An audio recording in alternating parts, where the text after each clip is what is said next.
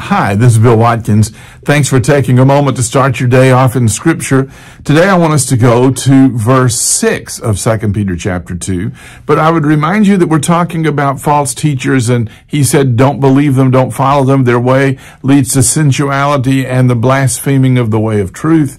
And he said they will be destroyed. Their destruction is not asleep, even though you might not see it. And he illustrates that in several ways that were critical. He says, God didn't spare the angels when they sinned, but cast them down to Tartarus and committed them to chains of gloomy darkness to be kept until the judgment. In other words, God's going to judge the angels. Don't you think that God is going to judge the false teacher?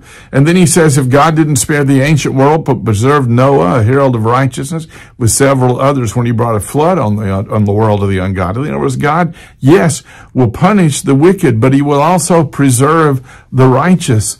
And then he goes into Sodom and Gomorrah. If by turning the cities of Sodom and Gomorrah to ashes, he condemned them to extinction, making them an example of what's going to happen to the ungodly. Sodom and Gomorrah were immoral. And he says the teachings of these false teachers lead you to immorality. He said, if God judged the immoral cities, don't you think that he's going to judge the ungodly? Remember Jude chapter 1 verse 7, Sodom and Gomorrah and the surrounding cities indulged in sexual immorality and pursued unnatural desire.